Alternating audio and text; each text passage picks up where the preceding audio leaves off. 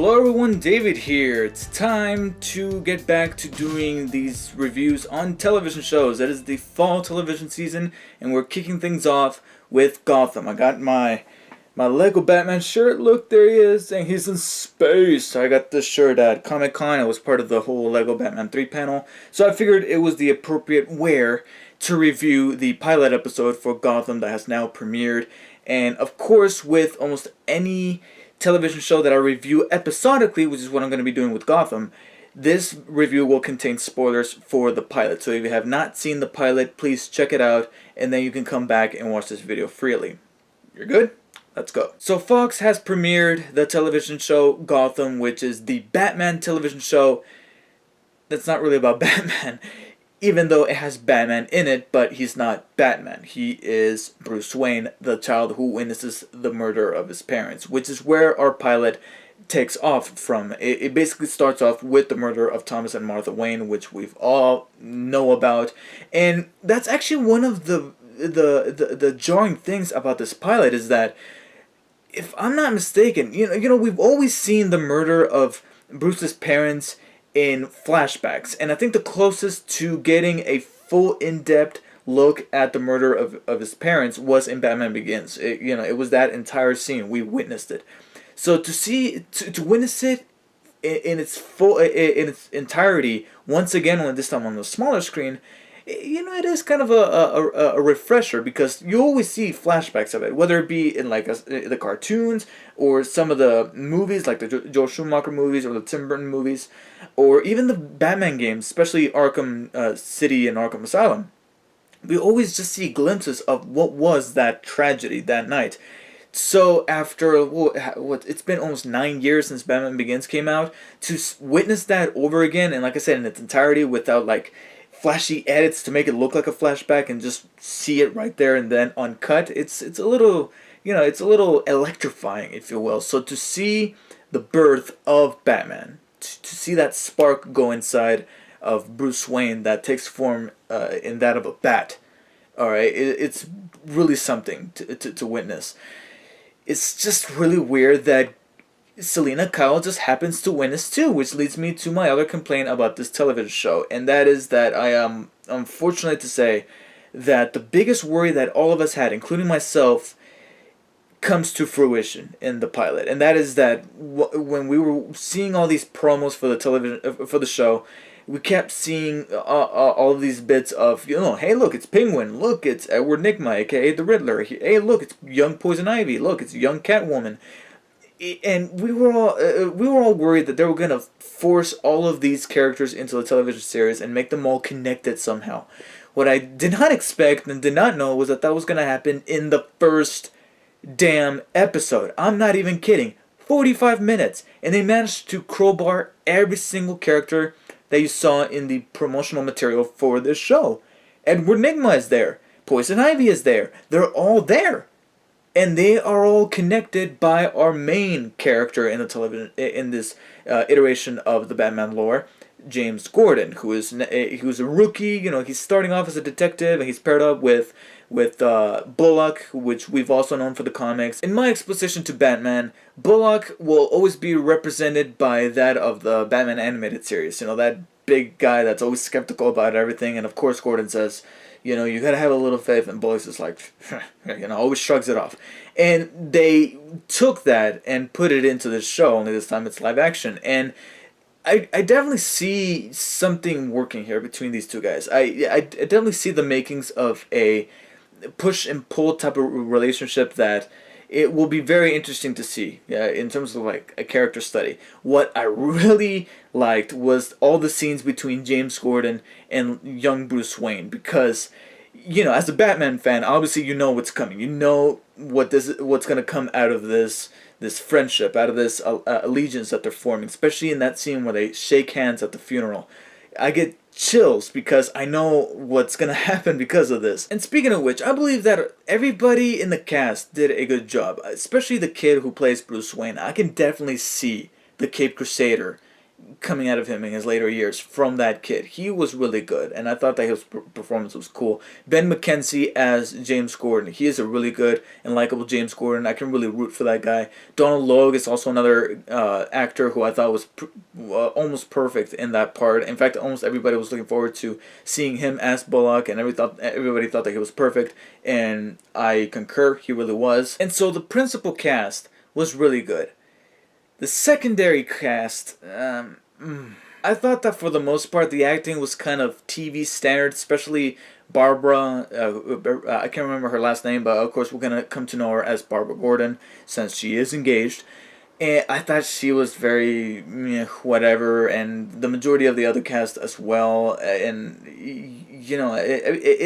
almost the entire thing felt like it felt very TV in terms of the acting. I felt like everybody was acting like they were in a television show and not a very big budget production of sorts. And I think that the capper was Jada Pinkett Smith. I like her. I really do. But oh my gosh, she was terrible. I'm sorry, but I just thought that her as Fish Mooney, at least in that first scene that we see her in this episode, she was cringe-inducing to me. I don't know what it was. Maybe it was the mannerisms or her voice, but she just rubbed me the wrong way completely. Now, fortunately, I felt like she was starting to come into her own in the later scenes towards the end of the episode, especially in that scene where she gets practically threatened by Bullock over the phone, and she shrugs it off. She's like, okay, fine, and then she tells him to pass it over to that one other guy, and then she's like, that son of a just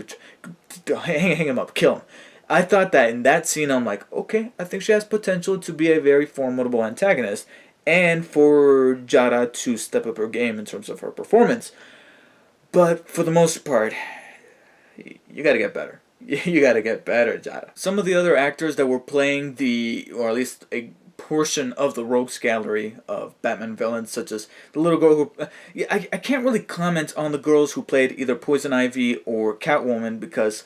especially the girl who played Catwoman, she had, no lines whatsoever. She just walked around, and I can definitely see Catwoman is a persona in her, but she barely did anything, so I really can't comment on that. Same thing goes for Poison Ivy. She has, 2 lines or whatever, and like I said, I really feel like they could have saved some of these characters for future episodes. Have 1 or 2, maximum 2, appear in this pilot episode, and then later on say, oh look, it's that person, and don't have them connect. You don't need to have everybody connect to say, look, it's all connected, it's all part of the Batman universe.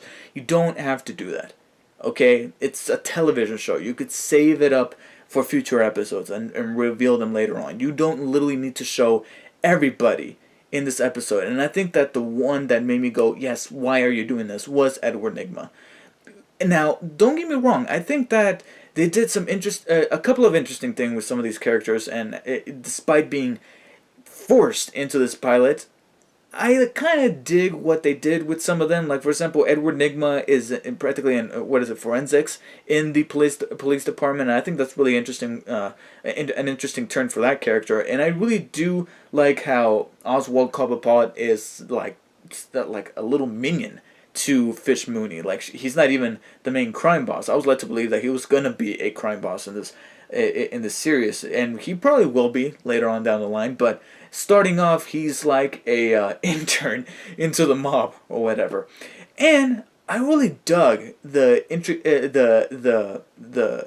inclusion of Carmine Falcone, even though they kept pronouncing it as Falcone. Is it Falcone or Falcone? I think it's Falcone, and I feel like they kept mispronouncing it. But I really do like their decision to put this character into the pilot episode, and let alone the series, because the inclusion of his character really did redeem this pilot episode for me, because everything that he was talking about later on about how him trying to keep organized crime alive, it kind of balance things out. It's very similar to the methods and understandings and ideologies of another particular character, or I should say villain, of Batman lore. And who knows, maybe he might show up here, maybe he won't. Chances are CW's got him in Arrow, so but I really dug what he was talking about, and he brought back that genuine sense of Gotham being this place that's built upon morale, doing the right thing or doing the wrong thing, being corrupt or being honest, and what does it take to survive within the city. And that led to that scene with Gordon and Bullock being at the pier, and Bullock telling Gordon, hey, you have to kill Penguin here, or else they're gonna come after us, and they're gonna like track down our loved ones, all that. That I really enjoyed. That whole scene felt like what I wanted out of the entire pilot, and it gives me hope that maybe they're gonna flesh that out in future episodes, and they're really gonna dig deep into the underground of Gotham and really expose that and say, look, this is the fine line that you walk. Whether are you going to be a good guy or a bad guy? I really do want them to explore that. But don't do stuff like, don't call me Penguin. I don't like it when you call me Penguin. Get it? Because I'm going to be the Penguin. Hey, guess what is this? That's not this. Guess, because I'm all about riddles and I'm crazy. And I'm going to be even crazier later because I'm going to be like one of the craziest villains in Batman history. Don't do that. Please don't do that. And I really do appreciate that the main story for the series will be solving the murder of the Wayne family, and I really do think that that's a good idea for the showrunners to do that, to say, hey, look, we're gonna take the murder of Bruce Wayne's parents and make that into a mystery and have that be the thing that's going to drive the series forward and really make us care about some of these characters and hopefully develop them more. Because I felt like some of these characters and their arcs were a little rushed. There were certain places where I felt like they were just rushing things. Not only in terms of the editing, but also in terms of the development, whether it be for the story or for the characters. 1 minute, Oswald is slightly hitting a guy and getting enjoyment out of that, but then by the end of the episode, he has no problem cutting a dude's throat and killing him. I really would have liked for him to go to gradually develop into that psychotic killer who's eventually going to become a kingpin of the mob, instead of going from that point to the next within the 45-minute time window. Hopefully they get their shit together and fix some of these problems, while at the same time improving on some of the things that I really did like about this episode. And for the most part, I was satisfied with the pilot episode, and I'm willing to still give it a shot and watch next week's episode. But I'm holding reservations, while at the same time trying to keep optimism alive, because you know what they say, the pilot episode is not what matters. It is the second episode, because if you have an amazing first episode and then either a so-so or okay, but it wasn't as good as the last week's episode type of second episode, then we could be in for an inconsistent season. Whereas if your pilot episode is so-so or pretty good, and then your second episode is like it really hits the mark, then you give me optimism that we're in for a gradually a season that's going to gradually elevate in quality. So here's to hoping that we have a better second episode next week. But for now, I will give the pilot episode for Gotham a 7 out of 10. I liked it for the most part, but they need to work on some of those things that I didn't really particularly like. And Jada, you gotta step up your game. Sorry. So thank you guys for watching. Let me know what you guys thought of the pilot episode for Gotham, and I'll see you guys next time.